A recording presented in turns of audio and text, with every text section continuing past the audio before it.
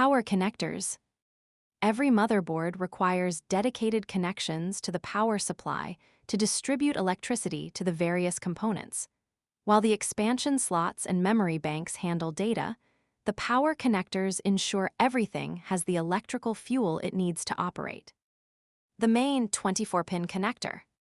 As we explored briefly earlier, the primary lifeline for the motherboard is the 24-pin ATX power connector.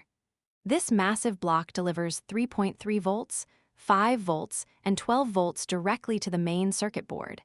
It powers the chipset, the system memory, and the standard expansion slots, ensuring the core nervous system of the computer is always active. Because this connector handles so much electricity, it is designed with a thick plastic locking clip to prevent it from vibrating loose. A technician must always ensure this clip snaps fully into place. Otherwise, the motherboard might randomly lose power and crash the entire system. The processor power connectors. Processors have become incredibly powerful and require their own dedicated power source separate from the main 24-pin block.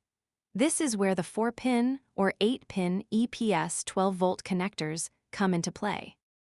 Located usually at the top left of the motherboard, right near the processor socket, these connectors deliver pure 12-volt power directly to the voltage regulator modules.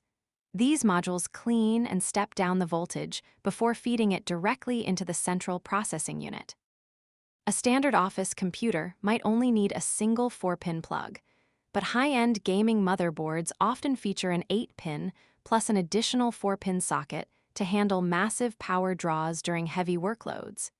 If a technician forgets to plug this specific cable in, the computer fans might spin, but the screen will remain completely black because the processor has no power to wake up.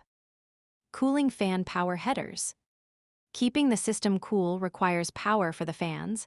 Motherboards feature small 3-pin or 4-pin headers, specifically for this purpose, scattered across the edges of the board.